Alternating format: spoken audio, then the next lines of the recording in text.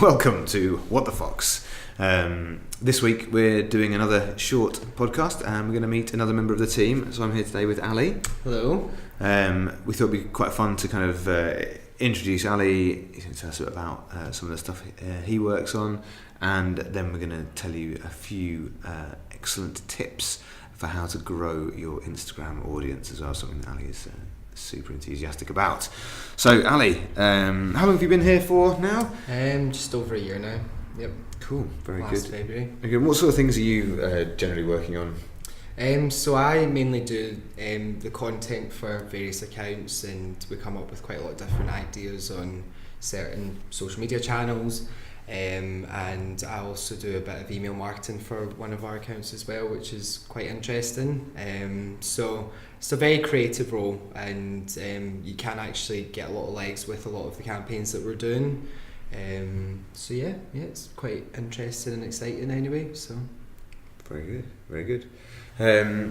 So tell us something. That may be watching something interesting about yourself that they might not know. Well, it's quite a unique thing, I guess. That I'm actually trained in wine. So I've got a WESIT, which is Wine and Spirits Education Trust, and I've got a level 1 of that. So I can kind of tell the difference between certain wines, and the cheaper ones tend to be nicer as well. See, I'm pretty bad with wine. I mean, I tend to drink bitter, but lad. Because I'm a lad, because I'm a bloke, and that's undeniable. But and yeah, I'm pretty bad when it comes to understanding what the difference between different types of wines are, and I tend to choose mine by which one's got the best reduction in Tesco's. But what do they teach you when you do that course? What sort of things? They actually do. They have the whole kind of typical. You hold the glass a certain way, and you need to swirl it about 20 times before you can actually start tasting it. And then obviously you're not allowed to actually drink it. You need to spit it back out, which is a lot more difficult than you actually think. But yeah, it was always really interesting actually, and you have to dissect grapes and all that as well, and it's just cool. And that's only level 1. There's 5 levels, so it was interesting though. It was interesting. Yeah. And do you think you can genuinely tell the fruity undertones and the kind of oaky barrels and all that? In a way, yeah. And probably, yeah, I would need to kind of train up a bit again. But yeah, you can actually pick out some qualities of certain wines, and yeah, it is quite interesting. But you can tell that with a lot of things, especially because I did marketing for it. A lot of the tasting notes and everything they do kind of duplicate into other ones, because they bracket all under kind of the same categories of wines. Right. Okay. But it was definitely interesting though, and got discounted wines as well, which that's helped a lot. So Nice. But yeah. Very good. Very interesting. So the next thing we're going to talk about is Instagram. You are a prolific user of both Instagram and Snapchat, of course. And I know we've chatted loads about different ways of kind of growing your audience and doing things like that. And it seems to me that the rules for a person are very similar to the rules for a brand as well. 100%. So I thought it would be dead interesting just to kind of chat a little bit about some of the tips that you have for trying to growing those audiences and getting more people to individually like your post as well as as well as liking your account as a whole. Yeah, so I guess the main thing with Instagram to begin with is you do actually need to find your kind of niche where you want to actually go with your profile. So if you wanted to do anything like photography, scenery stuff, whether it's the environment, cityscape, whatnot, or if you want to go down more the route of selfies and actually because you do get quite a lot of fitness bloggers and stuff like that, and they 100% solely use Instagram for getting up their promotion. Right. So they're using those to drive traffic through to their blogs or something like that.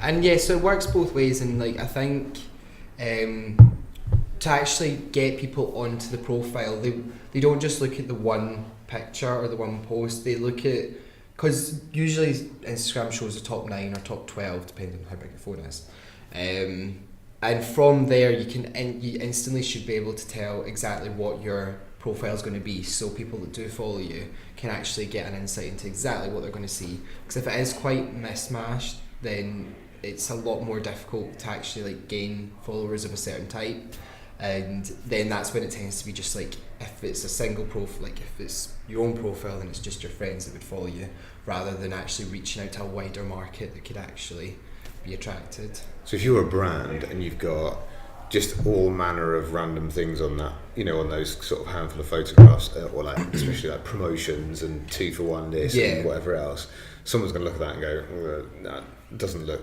super exciting. Or, that's exactly it. And Instagram's definitely a more visual sort of the social media channels, so you definitely want to make it as visually appealing as possible, whether that is through like kind of the fashion sector where it's like outdoor, general photography skills. You just want to make it look as visually appealing as possible, so you can attract the majority of people.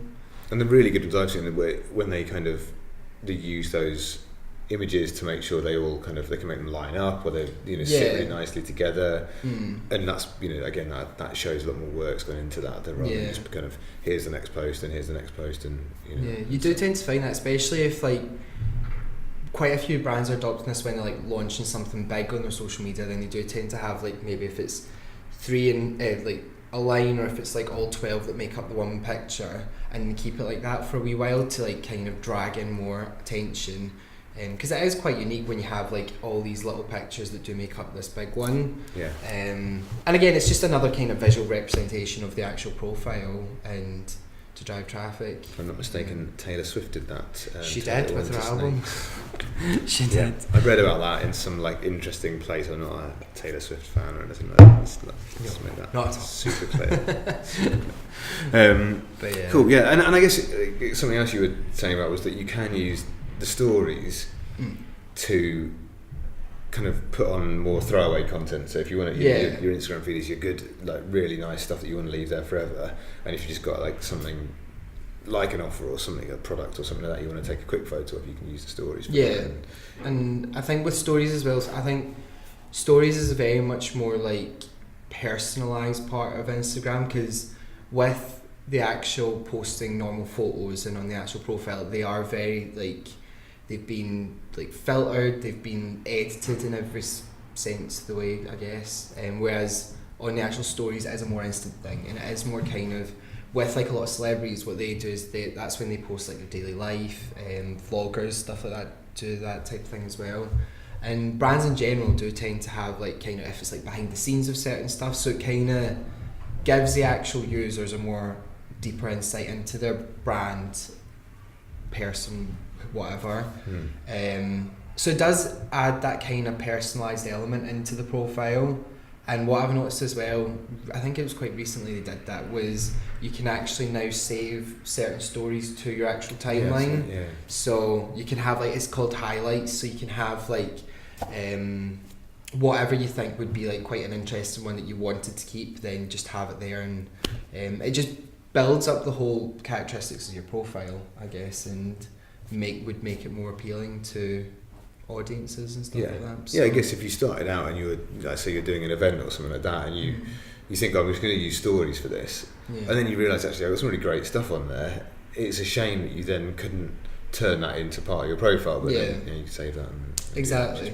And I think that's a really good thing as well, like Instagram automatically saves all your stories, whereas like Snapchat, you can set it to that in Snapchat, but default it's not, so it's quite annoying if like you've done the story and you're like, it's gone, whereas Instagram automatically saves it anyway, which is a good thing. So it's definitely, I think I've certainly noticed myself as well that I'm going more onto Instagram now, even though I still like Snapchat.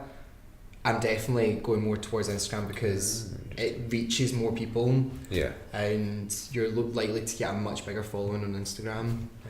So I would definitely predict that in the next couple of years, Snapchat will probably just keep decreasing, I'd say. We need to take something big for them to keep that market up.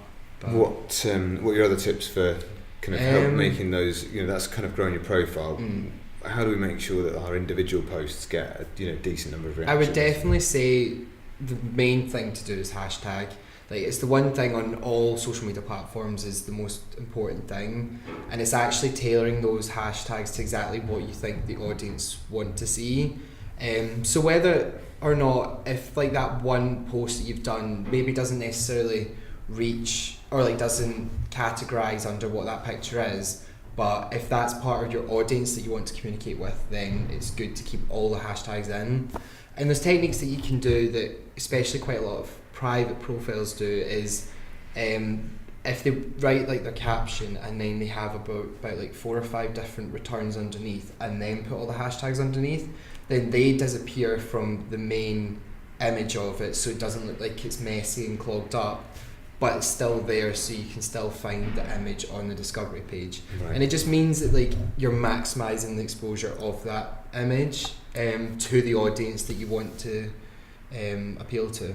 But you can kind of, as a brand, you can kind of control the way that your thing looks, because you don't have to write, you know, we're here in hashtag London selling hashtag shoes and hashtag bags or whatever. So you've got this like ugly looking sentence sitting under your nice image. So you do tend to think, especially, and a lot of brands are starting to do this as well, especially like the smaller ones that don't have as big a following, and it does just kind of keep it all quite neat, tidy, and but still really effective. And another thing, what especially more kind of like influencers and that tend to do is if like they're wearing clothes, then they actually tag the brands actually on the areas of the picture.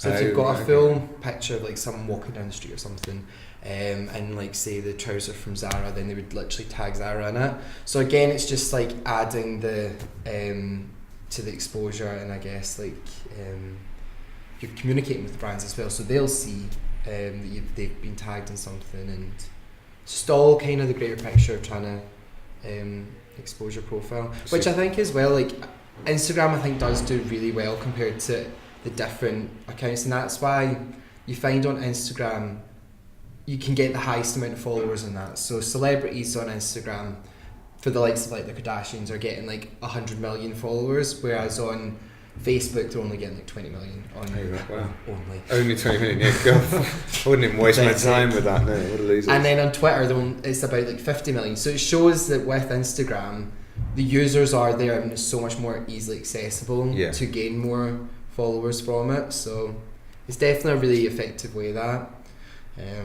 But yeah, and I would say probably another really good way of like just keeping on the kind of like tagging is also actually communicating with certain posts. So like if you go in the discovery page and there's different photos there, a good way to grow your brand is to actually interact with either if it's like other brands, whether it's like other influencers you think that might be on par with what you are.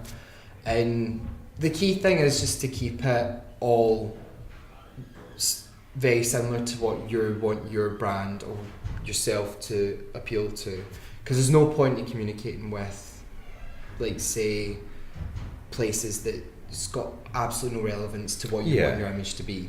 And it's all about like that, getting that tone of voice and that consistent communication, so that you know that we are this brand, these are our expertise. If we're a shopping centre, we do shopping, we do food, we do entertainment. These are the things that we focus on. Exactly. These are our subjects. So we wouldn't start talking about property or something like that because it's not relevant. It doesn't make any sense. It wouldn't. If you follow us, you want us to talk about that stuff. Those are the things you're expecting to see. So you could then go off and be you kind of talking to other people about those similar brands or things like that, and talking about things that they find interesting. Exactly, and it's just like adding to that interaction between them, and it's making it more likely that like they might start liking your stuff and everything like that as well. And the good thing is like even with Instagram you can see what certain brands have liked. So even if it literally is just a throwaway thing, you should start liking, if you're a brand, start liking other people's photos, because then that will pop up on like their timeline, it'll pop up on people you're following, and it'll just kind of add to the bigger picture of you having a bigger presence for the platform. So it's definitely it's really good way of actually like all these things are like really good ways of actually growing the brand, and I think Instagram's by far the most easily accessible for doing that and for building a presence out there, especially for like smaller companies trying to make it bigger. Yeah, it definitely feels like you've got a better chance on Instagram than you have if you haven't got a mega budget on Facebook. Say you're really going to struggle to get anywhere. You might get the followers, but you're never going to talk to them because you just haven't got enough money to pay to do that. Whereas Instagram, it feels like with hard work, you can get there. You can like people's posts, you can communicate with people, and you can do good. Create good imagery, create nice video, and you'll get the numbers will come. Based on that. That's exactly it, and it's just it's just so simple and user friendly, which does make it up there as one of the best apps. But very good. Well, thank you very much for that. Yes, thank you. If you'd like to learn more about Ali's thoughts about Instagram stories and Snapchat as well, although Ali was probably on the other side of the argument during this, there is another podcast somewhat earlier from last year where we talk about Instagram stories and Snapchat. I'm sure a lot's changed since then, but definitely worth a listen if you want to go back and check that out. Thanks for joining us. Thank you, Ali. Yes, thank you for today. Come back next week. We've got something interesting and hopefully quite exciting planned for next week's podcast. So tune in then. Until then, we'll see you next time. Goodbye. Bye.